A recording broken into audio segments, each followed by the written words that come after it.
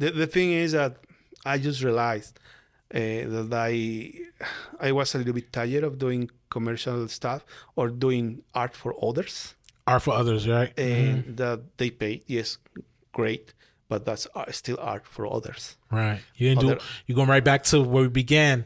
Use building your family's business. You're building Exactly. other artists' business. Exactly. You're not building your my- own. Exactly. See, So- now it comes right back to this. Oh, So as for now, and that will make you depressed all the time. 100%. Wow, it makes sense. It actually makes me depressed, really depressed. And I went back to therapy actually, and I'm not afraid to say so. And that's one of the things that everybody should understand. You shouldn't be afraid to say I need help. You shouldn't be afraid to say I need help. That's a big thing. So because man. I reached Wow. a point when I realized that everything what I was doing was for somebody else, and I wasn't happy, and it makes me happy. And also when COVID hit, so everything went down like Yeah, down the no hole. one calling. Everyone's afraid to go out. Yeah, like I wanted to go out there, I wanted to shoot, and I wanted to do everything, and we just couldn't. Right. So and then I was so depressed that I have to go back to therapy, and I spent most of the time through COVID taking therapy. So it was amazing, and because I find out myself with new ideas, and with more greedy to create.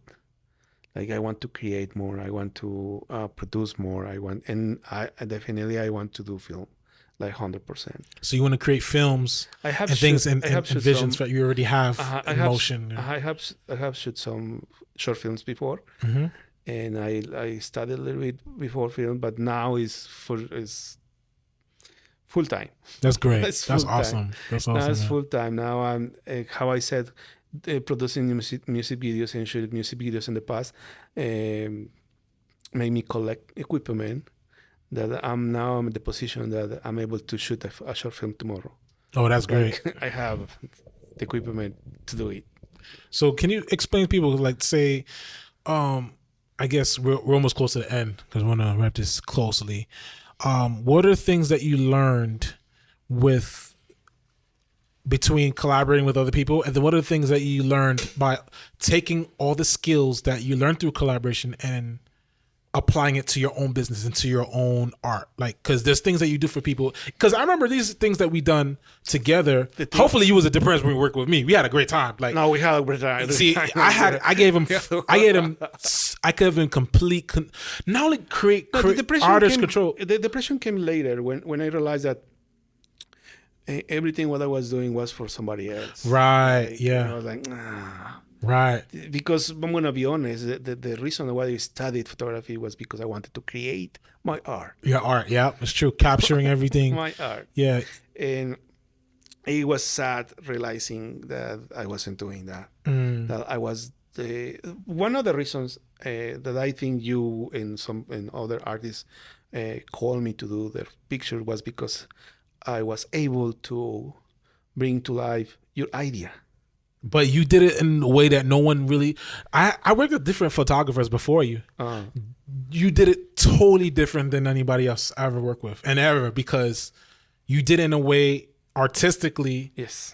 that made sense, but also it could be commercial, but it was so expressive and true. You didn't do crazy Photoshop. You didn't make you know, like, actually I was you could if criticized you wanted to. because Huh? I wasn't using Photoshop back in the days. I was just using Lightroom just to enhance it. But enhance you it a little bit. enhanced even the imperfections of the person, which is great, because when I look at photos, and you could test someone how well they shoot photos is how they shoot black people.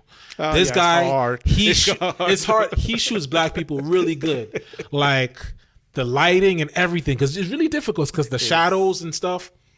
And even white people, like even people that are not black, you know, it's great that compositionally wise, you didn't have, okay, I'm only good with these type of Like, No. you're really versatile, and No, because I always listen to the client. Listen yeah, to the people. and you know how to interpret it and see how they like to see it. But then how, even in the imperfections of things, you even create it in a way where it's like, that's me.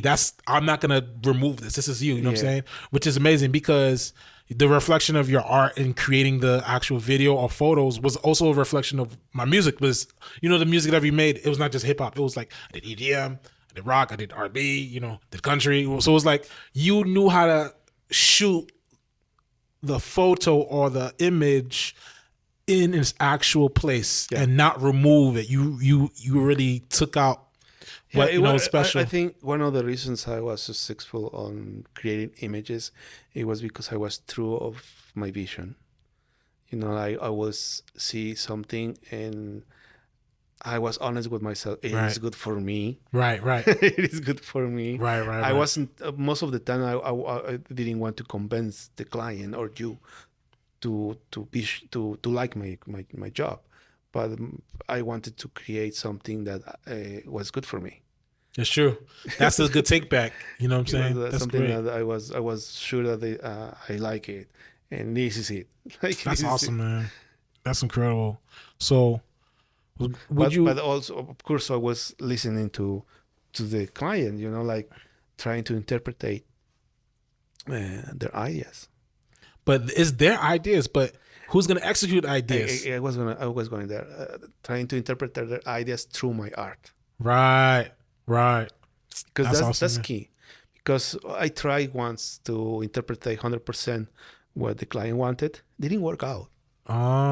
Until you actually until I actually tune it, and I said, no, I think this is better. Right. I use my art to improve it, and then it worked.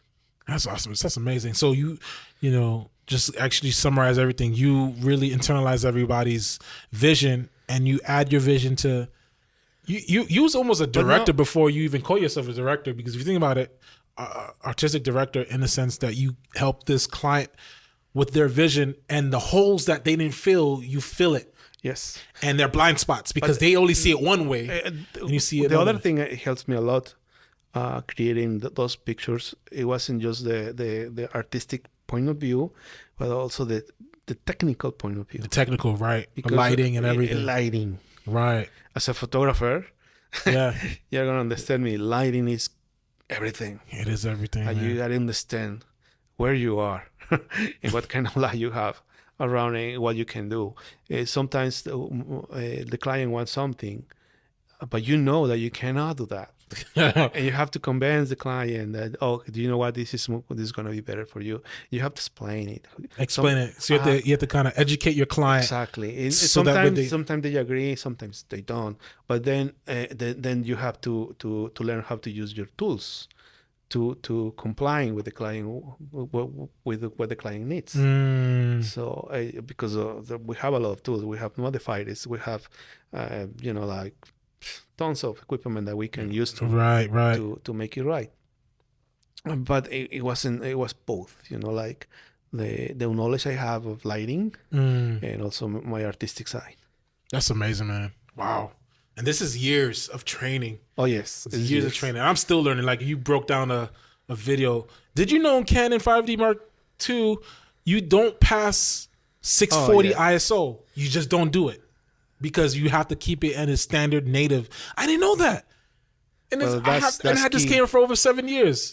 That's key. I'm like, why my thing is noisy? And guess what? You fix it, boom, it looks cinematic. I'm like, okay, for real? Like, that's all I need to do? Learn your gear. Yes. Like, he does photos and videos.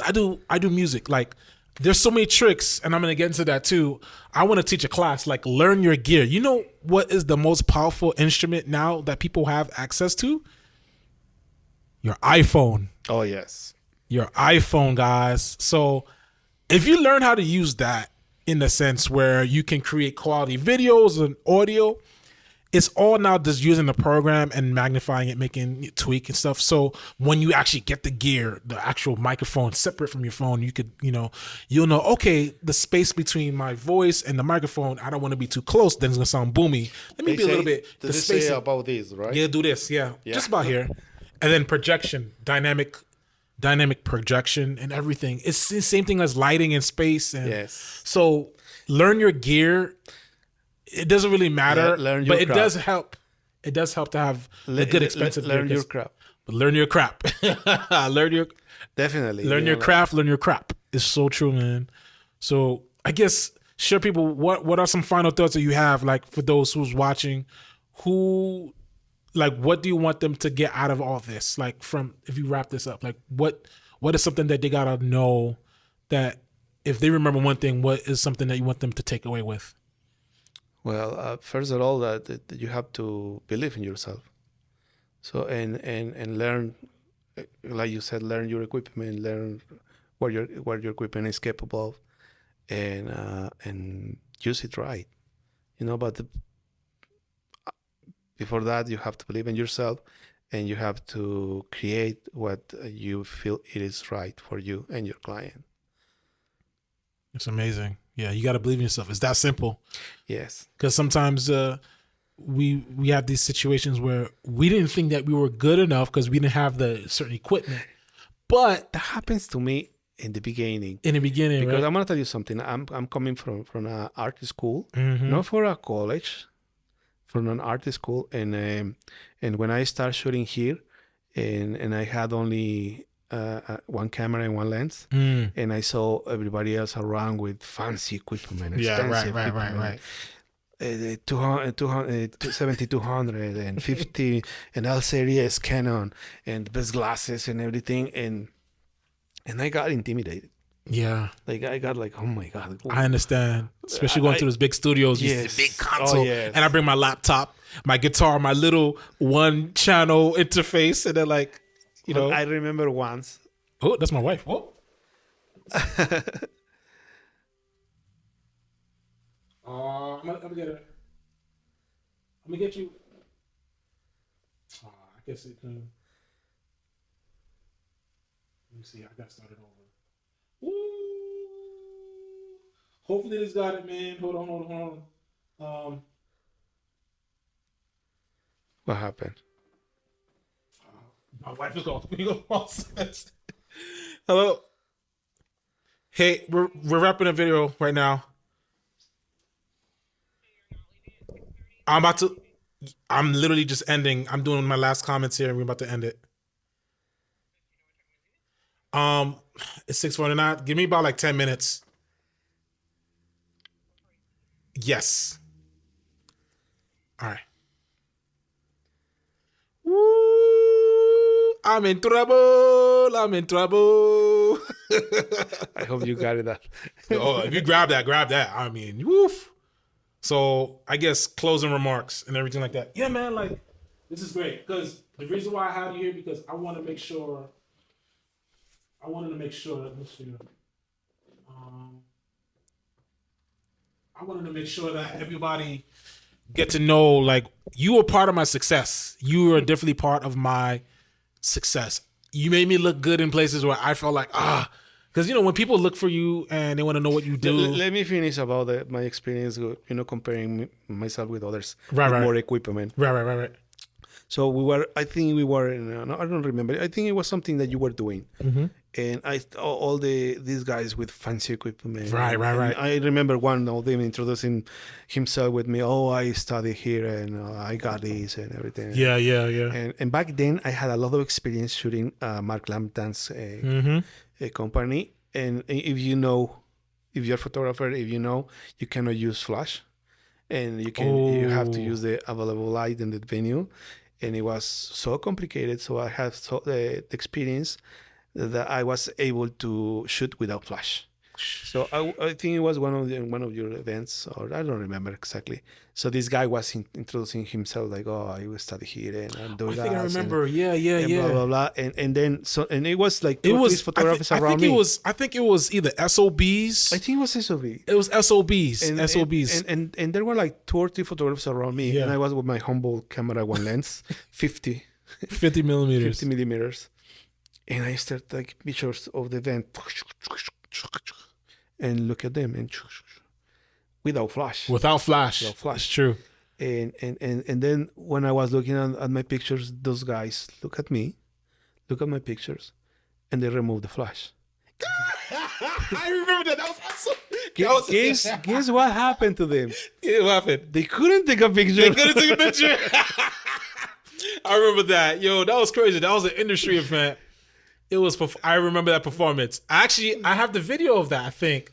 Oh my gosh! Like, and I hate it because I learned because I've been shooting in theaters and events. Right. In theater, you cannot use flash. You can't use flash. No. Wow. So and I learned that you have to work it out. You know, like you have to learn to use your equipment right. And then I realized it doesn't matter where you go to study. The experience and if you know what you're doing, You're right. is key. It is definitely key. Oh my gosh. So and that was funny because they tried to and that happens to me like 2 times in another event as well. Mm-hmm. So and they couldn't get the same pictures that I did, so they decided to put the flashback. Amateurs, like they want to compensate. Oh, we need to use flash. It's interesting. No. Flash. It creates like actually in it's not even most the of the hardest- venues you cannot use flash. right. It Like- bounces off and stuff. So, man, And that's amazing. I remember especially that. in theaters, like No. no flash. And another event, there was this photographer as well that I went to this college and this is my background, my how do you call my career? My major is photography. Mm-hmm. Humble time. And he had really hard time because we had mirrors. Mirrors, yeah. Making the right exposure for the event. So I had experience and I had to tell him, listen, you have to modify this and that, and he got the shot. And I'm not the guys who is gonna let the other guys I let him to deal with that because I was like, they introduced themselves like, oh, I'm the professional. Yeah, I'm just I'm in that. But the other, I saw the other guy struggling, and I think it was a paid gig. For It was a him. big gig too. This is why I love taking him because I could go to an event for someone else or my event, and they have a paid photographer or videographer, and then days later I post. That's why I love to post first. And guess what? They contact us. They want to hire this bro.